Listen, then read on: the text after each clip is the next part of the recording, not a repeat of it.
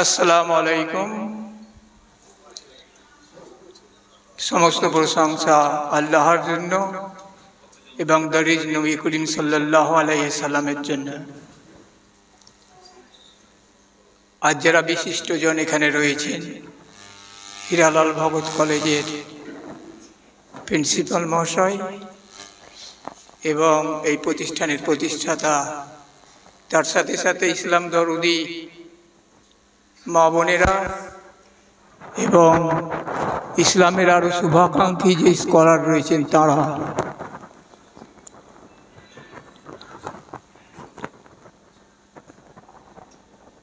বাস্তবতা যেটা সেটা খুব রূঢ় এবং বাস্তবতাকে থেকে যদি আমরা পিছিয়ে যাই বা ভয় করি তাহলেও কিন্তু চলবে না।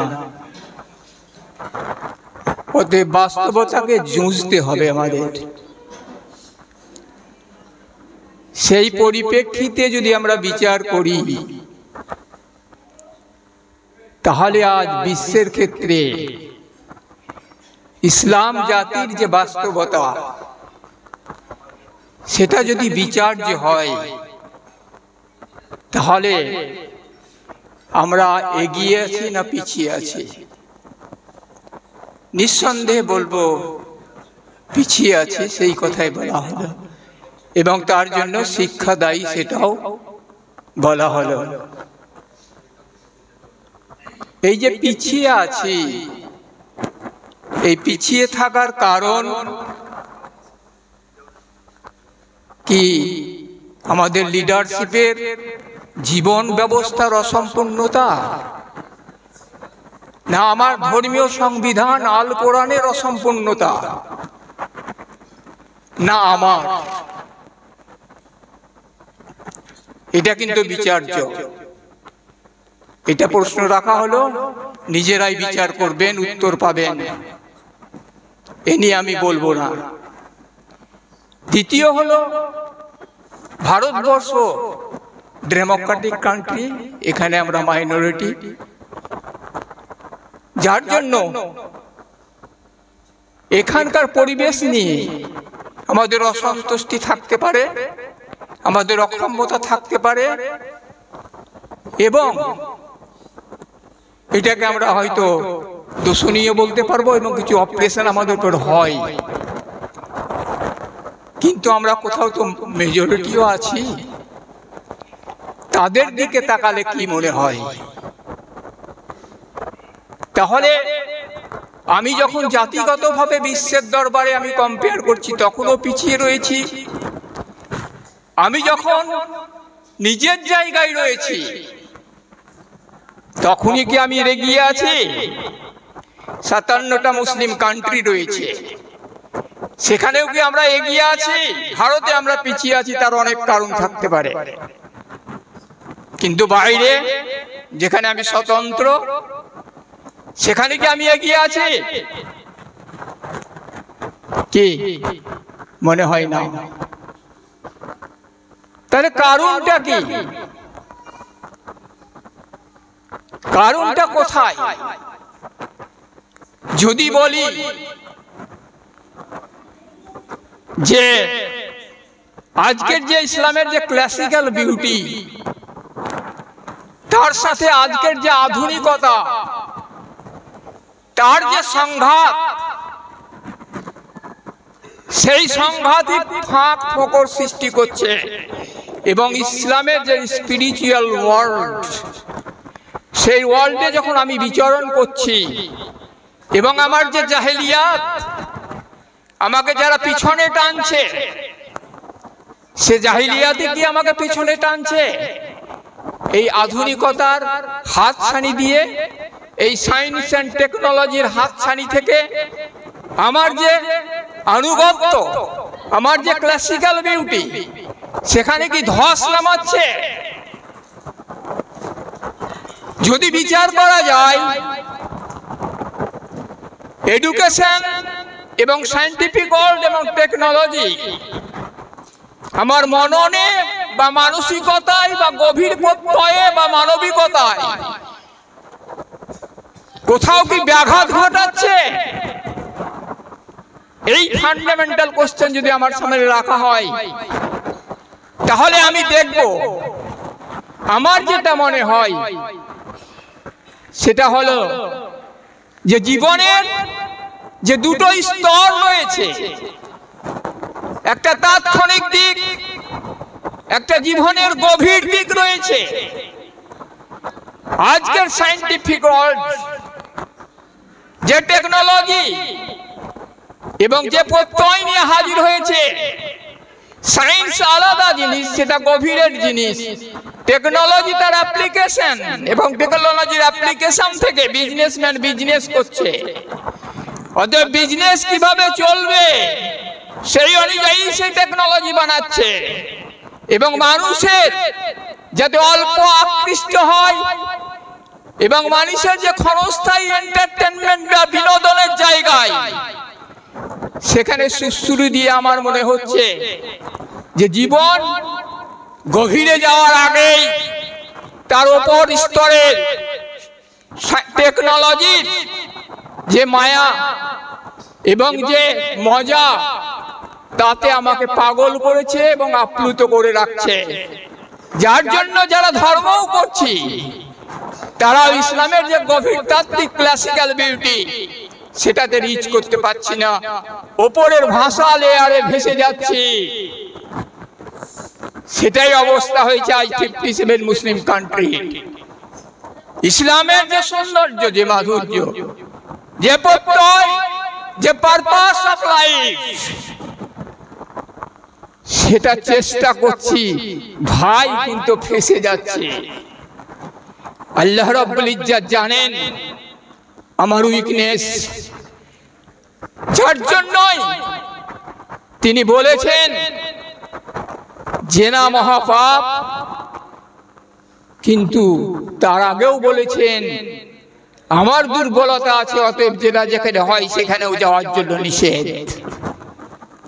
আমি যদি বলি জেনা করব না, যেখানে জেনা হয় সেখানে যাব, সেখানেও নিষেধাজ্ঞা রয়েছে, কারণ আল্লাহ আমার উইকনেস জানেন। যার জন্য এই উদাহরণ থেকেই আমি বলবো যে টেকনোলজির যে মায়াছানি বা হাতছানি, তাতেই মনে হয় আমরা ফেঁসে রয়েছি। এবং ঘোরতর যে সৌন্দর্য জীবনের অন্তিম, যেখানে আয়াসপ্রবণ, যেখানে বিনোদন নয়, যেখানে মানসিক প্রত্যয় এবং শাশ্বত সুন্দরকে সামনে রেখে অকণ্ঠ অরলস প্রচেষ্টা রাখার যে জায়গাটা, সেখানে যেন আমরা কম্প্রোমাইজ করছি এবং চলেগা জাইসা চলে। আধুনিক শিক্ষায় যদি সমস্ত কিছু দিতে পারত, যারা সো কল্ড ইন্টেলেকচুয়াল এবং শিক্ষার ক্ষেত্রে অগ্রগতি করেছে, তারা গাজায় শিশু হত্যা করত না। এই যে ফেলিওরিটি, চাঁদে যাচ্ছি কিন্তু প্রতিবেশীর মায়া কান্না শুনে, আর্তনাদ শুনে তার বাড়ির পাশে যেতে পারছি না। এই বৈপরীত্য, এই সৌন্দর্য বা অসৌন্দর্যকে দূরে হটানোর জন্যই যে সায়েন্টিফিক ওয়ার্ল্ড এবং টেকনোলজিতে আজ ভরপুর হয়ে উন্মত্ত হয়ে পাগলের মতো নিজেকে সংযোজিত করেছি, তার অসম্পূর্ণতা জানতে হবে। তার অসম্পূর্ণতা না জানলে সেটাই শেষ কথা ভাববো। অতএব তার অসম্পূর্ণ জানতে হলে মুখে শুনে নয়, পড়ে করে দেখাতে হবে। অর্ডার না থাকলে বস্তু জগতে, বস্তু জগৎ যদি আল্লাহর ইবাদত না করত, যা আল্লাহ আল কোরআন বলে, তাহলে science can not exist, science থাকতো না। সায়েন্স যদি বস্তু জগৎ এলেমেলে হতো, সায়েন্স কোনোদিন ক্যাপচার করতে পারতো তাকে না। তাহলে সায়েন্টিফিক ওয়ার্ল্ডের যে অভিমুখ, মানব জীবনের অভিমুখ বা অন্য সৃষ্টি, সমস্ত সৃষ্টির যে অভিমুখ, যে দিক, মানুষের অভিমুখ সম্পূর্ণ আলাদা। এবং মানুষ আজ অর্থকরী দিককে সামনে রেখে এডুকেশনের সিলেবাস তৈরি করছে, জীবনমুখী এডুকেশন আমরা করতে পারছি না। যদি আমার হুকুমত চালাতে হয় এবং জাহিলিয়াত দূর করতে হয় এবং একটা মানুষের যে জীবনের পারপাস, সৃষ্টির সাথে সৃষ্টিকর্তা রিলেশন হলো সবচেয়ে প্রাধান্যযোগ্য। যে সৃষ্টির কথা সম্পর্কের সাথে সম্পর্কবিহীন, সে সৃষ্টির কোনো মূল্য নেই, যেটাকে বলতে পারা যায় মানবতাবিহীন বা পশুত্ব বা অন্য কিছু ভাষায়। যার জন্য পৃথিবীতে প্রতিষ্ঠা পেতে গেলে তার যে শৌর্য, মাধুর্য এবং বীর্য এবং সালুল্য সমস্ত কিছু থাকতে হবে, তার গৌরব থাকতে হবে, তার প্রভাব থাকতে হবে। এক্সাম্পল দেই, 1 জানুয়ারি গেছে, আমরা বলে থাকি 1 জানুয়ারি উদযাপন চলবে না, কিন্তু আমাদের প্রতিবেশী সবাই আমরা চালিয়ে যাই। বলেনি যে সোসাইটি থাকা এই জিনিস আসছে, তারা বলেনি এটা করতে, কিন্তু তারা টপে বসে আছে। তাদের প্রভাব, তাদেরকে দেখে আমরা আপ্লুত হচ্ছি, না বুঝে অন্ধের মতো ফলো করছি। এই প্রভাবের জায়গাতে আমাকে আসতে হবে, আমার না বলা কাজও সেদিন কামিয়াব হবে। এই প্রভাবের জায়গায় আসতে হবে এবং এই জায়গাটাকে অকুপাই করতে হবে। বলতে গেলে, হে মুসলিম, হে ইমানদার, তোমার জন্য পৃথিবীর সৃষ্টি, পৃথিবীর চাবিকাঠি তোমার হাতে নিতে হবে। তোমার হাতে চাবিকাঠি নেই আর দালালি করবে, এটা কেউ শুনবে না।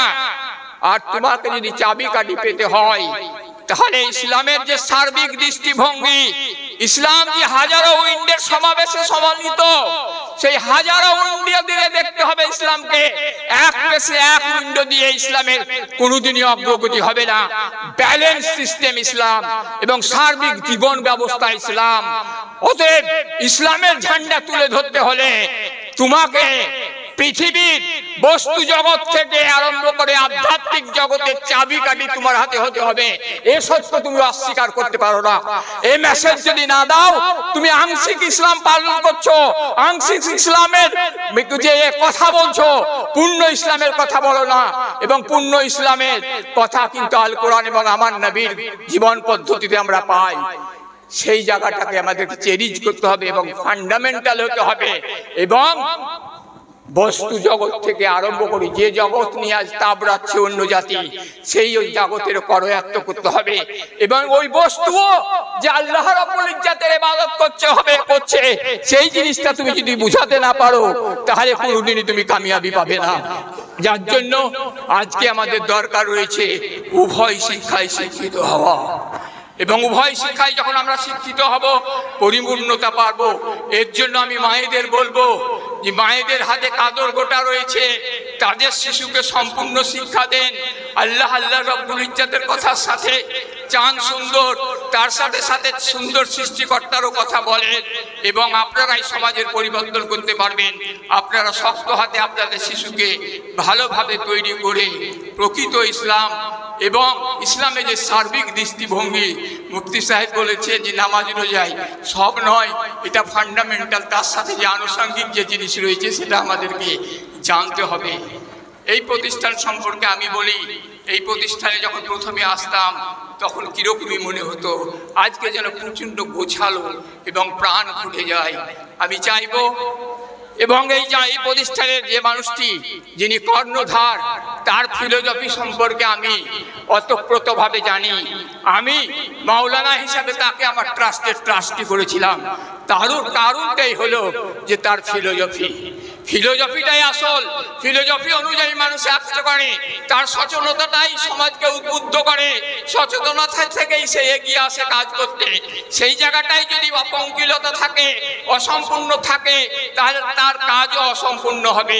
এই মানুষটাকে আমি জানি তিনি সার্বিকভাবে সমস্ত কিছু বুঝার ক্ষমতা রাখেন এবং তার যা দৃষ্টিভঙ্গি, তাতে করে এই প্রতিষ্ঠানে ইনশাআল্লাহ দ্বীন ইসলাম এবং আধুনিকতার আলো জ্বলবে, এই আশা রাখি। এবং আল্লাহর কাছে দোয়া করি যেন তার শারীরিক অবস্থার উন্নতি রাখে এবং এই দুনিয়া ছেড়ে যাওয়ার আগে যেন লিডারশিপ দিয়ে এই প্রতিষ্ঠানকে, এই মায়েদেরকে যেন আধুনিক শিক্ষা থেকে দ্বীনি শিক্ষায় পরিপূর্ণ করে ইসলাম যেটা চায়, নবী যেটা চায়, আল্লাহ যেটা চায়, তার হুকুমত কায়েম করার জন্য যে শক্তির দরকার রয়েছে সে শক্তির প্রয়োজন রয়েছে এবং এদের হাতে দিতে হবে। এবং এই বাস্তবতা থেকেই আমরা বুঝি, নবীর জীবন পদ্ধতি থেকে আমরা বুঝি, তিনি দোয়া করেছেন, তিনি সবার চাইতে ইমানদার, তবুও যে বাস্তবতার মধ্যে তার জীবন গেছে, হিজরত থেকে আরম্ভ করে, বদর থেকে আরম্ভ করে, উহুদ থেকে আরম্ভ করে সবের সমন্বয় তার জীবনে ঘটিয়েছেন। সেই জায়গাটারও যদি আমরা চেঞ্জ না করতে পারি, যদি ভুলে যাই, তাহলে আমি কি করে আল্লাহর সংবিধানকে কায়েম করব? এত জীবন ব্যবস্থা, এত অসত্য, সে সত্যকে সংঘাত করে, নির্মূল করে সত্যের প্রতিষ্ঠা করার জন্য যে শক্তি, যে বীর্য, যে ধৈর্য, যে মাধুর্য, যে ক্লাসিক্যাল বিউটি ইসলামের বেহেশত, আল্লাহ আল্লাহ রসুলকে দেখা এবং চাক্ষুষ করে যে শক্তি সঞ্চয় ইটারনাল বিউটির সাথে, এবং জড় জগতের যে প্রয়োজন রয়েছে এবং সেই জড় জগৎ থাকাও শিক্ষা নিয়ে এবং তাকে ব্যবহার করে, খনিজ সম্পদ ব্যবহার করে, সমস্ত কিছু করে করায়ত্ত করে ইসলামের ঝান্ডা, আমার নবী যে বিশ্বের নবী, আমার নবী যে রহমতুল্লিল আলা, তার প্রতিষ্ঠা করার জন্য, বিশ্বের দরবারে তুলে ধরার জন্য সেই স্কিম আমি আনি। এবং সেই স্কিমের সূচনা এই বানাত, যেটা মাদ্রাসা বলা হয়নি, বলা হয়েছে বালিকা মিশন, এর যে সার্বিক দৃষ্টিভঙ্গি, সেই সার্বিক দৃষ্টিভঙ্গির কামনা করি। মায়েদের বলি, সন্তান দেন এখানে, ভালো শিক্ষা হোক। হয়তো দেখবেন উনার মধ্যে যে আগুন রয়েছে, সে আগুন আপনাদের সন্তানকে ইসলাম, তার সাথে সাথে দুনিয়াবি যে সৌন্দর্য, সেই সৌন্দর্যে ভূষিত করবে, এই কামনা রেখে আমার বক্তব্য শেষ করছি। আপনারা ভালো থাকুন। আসসালামু আলাইকুম ওয়া রাহমাতুল্লাহি ওয়া বারাকাতুহু। মাশাআল্লাহ।